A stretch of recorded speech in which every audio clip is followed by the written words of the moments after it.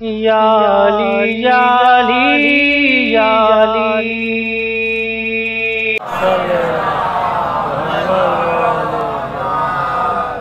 چوتھے امام امام زین العابدین علیہ السلام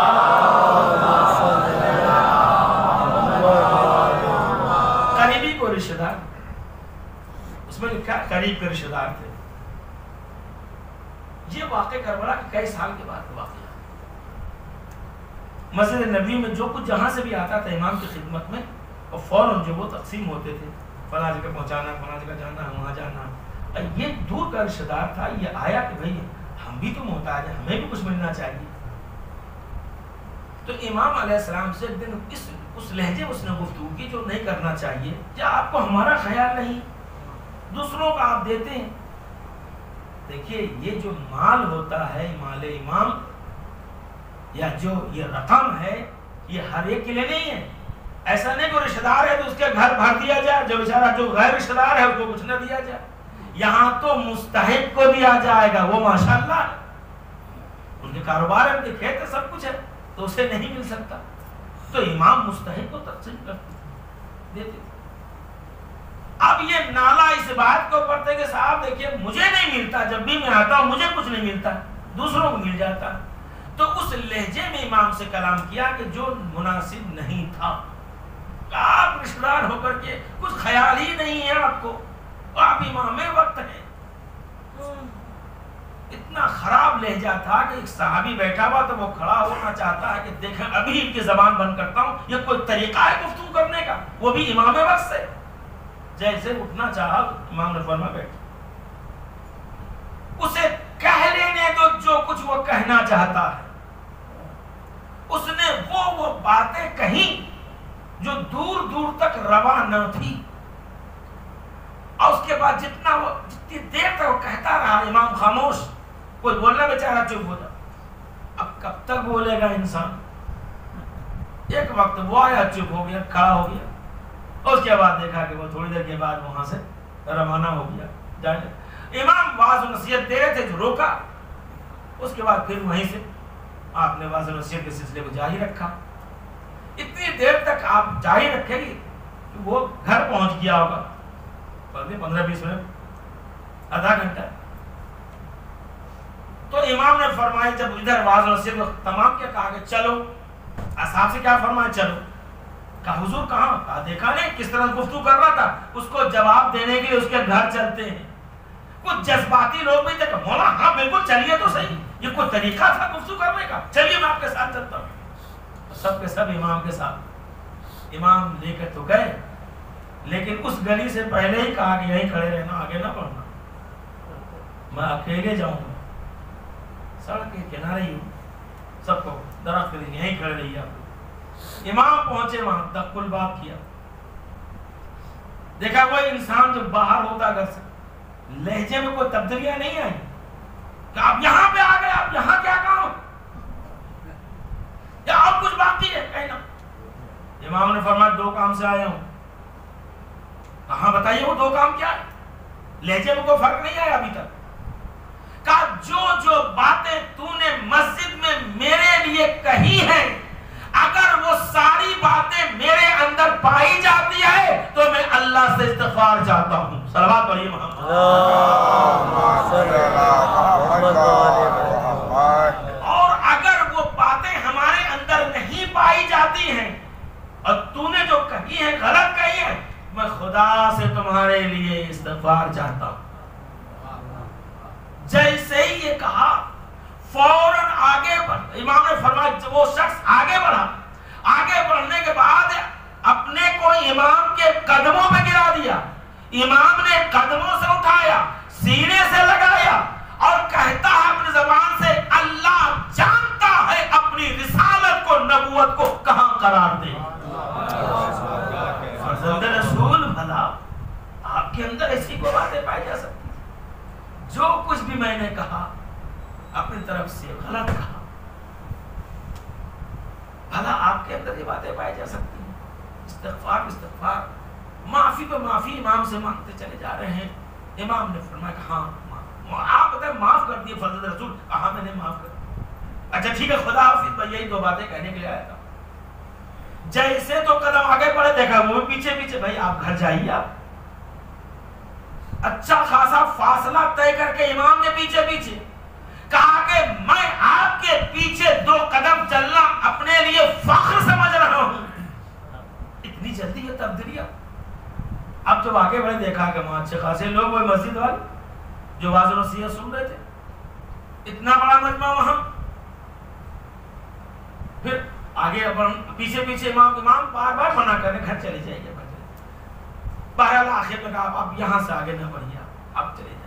بار بار یہی کہہ رہا تھا وہ بندہ کہ فرزند رسول کیا آپ نے مجھے معاف کر دیا کہ نہیں, آپ نے مجھے معاف کر دیا. امام نے فرمایا کہ ہاں میں نے معاف کر دیا. واپس گئے. اب آپ بڑھے مسجد کی طرف, اصحاب ساتھ ہیں.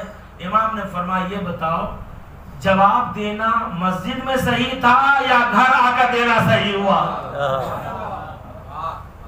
کہ مولا آپ سے بہتر کون جان سکتا. بس باتیں تو کہنے کو بہت ساری باتیں, فساد و بلاغت میں بھی کہہ سکتا ہے, بہت اچھا واقعہ پڑھ سکتا تھا, لیکن جو بات میں نے سمجھی قبلہ حضور, جو بات میں نے سمجھی ہے وہ آپ کی خدمت ہے. وہ کیا؟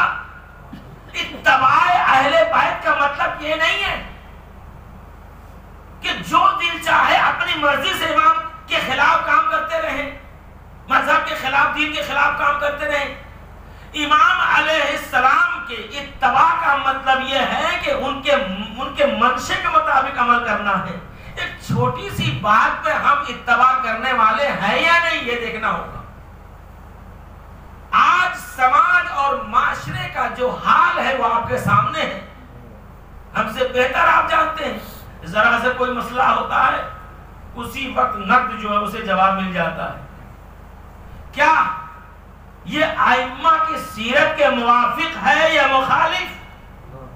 امام چاہتے تو مسجد میں اسے خاموش کرتے, اور خاموش کرنے والے کتنے لوگ موجود تھے وہاں, لیکن امام نے وہاں کچھ نہیں فرمایا. امام کی سیرت سے یہ پتا چلا کہ اگر سامنے والا آپے سے باہر ہو رہا ہو تم خاموش ہو جاؤ, کہہ لینے دو جتنا وہ کہہ رہا ہے, لیکن خاموش ہونا آسان نہیں ہے حضور والا. جی آپ سے رہے تو میں سبا سے کیسے ہو سکتا ہے؟ پڑھا لکھا بھی ہوں, سب کچھ ہوں, میں فلاں سے ریٹائر ہوں, میں اتنے بڑے پوسٹ پہ تھا, میں کسی کی سننے والا کا. اب اسی وقت نق جواب دیا جائے گا تو کیا حشر ہوگا آپ کو معلوم ہے. امام کی سیرت کے خلاف اگر کوئی انسان غصہ کر رہا ہے سامنے والا تو آپ خاموش ہو جائیے, سنتے رہیے. کب تک بولے گا وہ, کب تک بولے گا وہ؟ غصے پہ کنٹرول کرنا بھی آسان کام نہیں ہے. نسخہ سن لیجئے, اگر زیادہ آپے سے باہر ہو جائے تو ایک کام ضرور کیجئے گا, یا جہاں بیٹھے وہاں سے دوسری جگہ پر جا کر بیٹھ جائیے, یا ایک گلاس پانی پی لیجئے, دیکھیے غصہ ٹھنڈا ہو جائے. بے شک یہ کیا بات ہے صاحب, گھر میں ہیں, باہر تھے ماشاءاللہ بہت اچھے چکتے مکتے بنے, ارے بڑے اللہ والے, بڑے مومن ہیں, بہت اچھے اخلاق والے, اور جیسے گھر میں آئے تو ننگی تلوار ہو گئے. یہ کوئی اخلاق ہے؟ یہ اخلاق آل محمد کے یہاں کے خلاف ہے. باتیں بہت زیادہ نہیں عرض کر سکتا میں, وقت نہیں ہمارے پاس, لیکن میں اس سے اتنا جانتا ہوں کہ اہل بیت کا اتباع کا مطلب ایک چھوٹا سا واقعہ سامنے کے بعد پوری زندگی ہے. اہل بیت کے اتباع کا مطلب یہ ہے کہ ہم اپنی مرضی سے زندگی نہیں گزارے, جو وہ چاہ رہے ہیں ان کے کہنے کے مطابق زندگی گزارے, یہ ہے اتباع. کوئی نہ اس میں لمبی چوڑی تفسیر کی ضرورت ہے, نہ کوئی زیادہ فساد و بلاغت کی ضرورت ہے, بس اتنی سی بات ہے. اہل بیت کے اتباع کا مطلب یہ ہے ان کے منشے کے مطابق زندگی گزارنے کا نام ہے اہل بیت کے اتباع, ان کی پیروی. بس ہم دعا کرتے ہیں پروردگارا ہمیں توفیق عطا فرما کہ ہم اہل بیت کی پیروی کر سکیں, اتباع کر سکیں, اور ان کے منشے کے مطابق ہم زندگی گزار سکیں, تاکہ دنیا سے جائیں تو شہادت کا تمغہ لے کر جائیں. یہ ہمارے لیے خوش نصیبی ہے. پوری دنیا خالی ہاتھ آتی ہے اور جاتے بھی ہیں تو خالی ہاتھ, لیکن اہل بیت کا چاہنے والا خالی ہاتھ ضرور آتا ہے لیکن خالی ہاتھ جاتا نہیں ہے, شہادت کا تمغہ لے کر جاتا ہے. بس میں نے زحمت کو تمام کیا. ایام ازا بہت تیزی کے ساتھ ہمارے درمیان سے گزر. سفر کا مہینہ مصیبتوں کا مہینہ ہے. اہل بیت مصیبتوں کے پہاڑ چھوڑ دیے گئے. سفر کا مہینہ 7 منزلوں کا ذکر مقاتل میں ملتا. 7 مقامات کے اوپر جو ہے اہل حرم کو جہاں جہاں اس نے قیام کیا ہے 7 جگہ سفر کرتے کرتے وہاں رکنا ہے، وہاں ایسے سے معجزہ ظاہر ہوئے. اور ان ظالموں نے ستم ظریفی یہ کی کہ سب سے طول و طویل راستوں کا انتخاب کیا، مختصر راستوں کا انتخاب نہ کیا، اور نہ ہموار راستے. بے کجاوا اونٹ سن کر کے انسان کیسے برداشت کر سکتا ہے؟ بے کجاوا اونٹ ہو اور نہ ہموار زمین ہو. اور ستم ظریفی یہ کہ اونٹوں کو دوڑایا جاتا تھا، اونٹوں کو دوڑایا جاتا تھا. مقاتل لکھتا ہے کہ کربلا میں 40 بچے تھے، لیکن جب یہ قافلہ مدینے آیا ہے تو سوائے 5ویں امام کے کوئی بچے نظر نہیں آ رہے. مقتل کہتا ہے جو لوگ گئے زیارت کرنے کے لیے وہ جانتے ہیں کہ پل مسیب سے جب آپ آگے بڑھیں تو داہنی اور بائیں طرف دیکھیں گنبد ہے، چھوٹی چھوٹی قبریں موجود ہیں. کون غریب آیا تھا اس جنگل میں جن کی قبریں یہاں کے اوپر ہیں؟ مقتل کی کتابوں میں یہ لکھا ہوا ہے کہ جب ظالم یہ اونٹوں کو دوڑایا کرتے تھے تو بچے اونٹ سے گر گر کے شہید ہو رہے تھے، اور سید سجاد انہیں وہیں پہ سپرد خاک کر.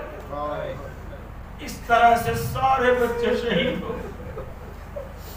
اب قید خانے کی منزل ہے، وہاں بھی بہت قلیل کھانا اور پانی آتا ہے. بڑے کھا لے تو بچے بھوکے رہ جائے. سید سجاد نے دیکھا کہ پھوپھی اماں بیٹھ کر نماز پڑھ رہی ہے، کبھی نہیں دیکھا تھا. سید سجاد نے پوچھ لیا پھوپھی اماں میں نے آپ کو کبھی بیٹھ کر نمازیں پڑھتے نہیں دیکھا، آخر کیا وجہ؟ ثانیہ زہرا جواب دیا کہ میرے لال تمہیں تو پتا ہے دربار یزیدی سے اتنا قلیل کھانا اور پانی آتا ہے کہ جب ہم کھا لیں تو بچے بھوکے رہ جاتے ہیں. اپنے حصے کا کھانا ان کے حوالے کرتی ہوں، جس کی وجہ سے نقاہت طاری ہو گئی. عزاداروں ظلم کی انتہا ہو گئی. شام میں اہل بیت کے چاہنے والے کثیر تعداد میں موجود تھے اس وقت بھی، لیکن انہیں یہ نہیں پتا تھا کہ قید خانے میں کوئی آیا. گمنام رکھا گیا، گمنام راستوں سے سفر کروایا گیا. اہل بیت کے چاہنے والوں کو یہ نہیں معلوم کہ قید خانے میں کون. بے شمار واقعات ملتے ہیں. چوتھے امام باہر بیٹھے، چاہنے والا وہاں سے گزر رہا تو پہچان لیا، لیکن عزادار ایک چاہنے والا تھا، شام کا ہی رہنے والا ملتا ہے. ایک دن شام کے وقت قید خانے کے پاس سے گزر رہا تھا. اس نے دیکھا کہ چھوٹے چھوٹے بچے قید خانے کے دروازے پہ کھڑے ہیں، راہگیروں کو دیکھ رہے ہیں. آگے بڑھتے قدم رک گئے، اور سے دیکھا قریب جا کر کے بچے ہیں.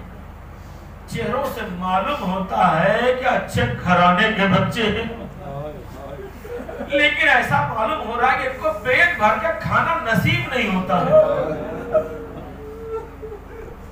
گھر آیا، اپنی زوجہ سے کہتا ہے کہ آپ جو ہر شب جمعہ کو آقا حسین کی سلامتی کی نظر دلاتی ہے اور اس کے بعد مستحق کو تلاش کرتی ہے کھانا دینے کے لیے، اے بیوی اب تلاش کرنے کی ضرورت نہیں ہے.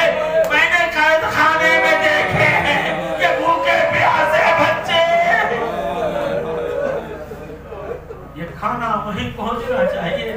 ہاں شب جمعہ جاتی ہے، نظر کا اہتمام ہوا، مرد مومن اپنی زوجہ کو ساتھ دیتا ہے کہ چلیے قید خانے تک یہ کھانا ان بچوں تک پہنچا دے، مستحق ہے.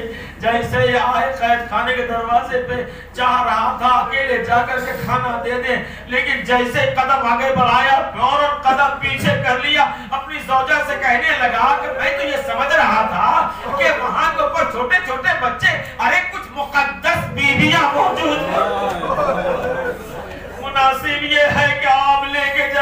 کھانا. بس زادار و مومنہ نے کھان لیا. اندر آئی اور کہاں رکھ کے دیکھا یہ موزمہ ہے. بہت سارے بچے بیویاں ان کو حلقے میں لیے ہوئے ہیں. ان کے سامنے خان رکھ دیا اور کہا اے بی بی یہ کھانا ہے آپ بھی کھا لیجئے اپنے بچوں کو بھی کھلائیے. زینب نے دیکھا پوچھا اے بی بی یہ تو بتاؤ یہ کیسا کھانا ہے صدقے کا تو نہیں ہے. کہا نہیں نہیں بی بی ارے بڑا معتبر کھانا ہے. زینب کا دل پھٹ گیا. ایک زمانہ تھا کہ ہمارے گھر سے اسیر یتیم مسکین کھانا لے کر جاتے تھے. پوچھا اے بی بی یہ تو بتاؤ کیسا کھانا ہے آخر. بی بی نے کہا کہ جب میں چھوٹی سی تھی اکثر بیمار رہا کرتی تھی. میری ماں نے منت مانی آقا حسین کی سلامتی کی. منت مانتے ہی میں ٹھیک ہو گئی. اور اس کے بعد میری ماں ہر شب جمعہ کو آقا حسین کی سلامتی کے لیے نظر دلوایا کرتی تھی. اے بی بی یہ اسی نظر کا کھانا ہے. جب تک میں اپنے باپ کے گھر تھی یہ نظر کا سلسلہ وہاں جاری رہتا تھا. لیکن جب میں اپنے شوہر کے گھر آئی تو اب میں خود یہ نظر کا اہتمام کرتی ہوں. وہ اتنا سننا تھا. زینب نے اپنے کو سنبھالا. کہا اے بی بی خدا تمہیں سلامت رکھے لیکن اب کی جمعرات سے حسین کی سلامتی کے لیے نظر نہ دلانا.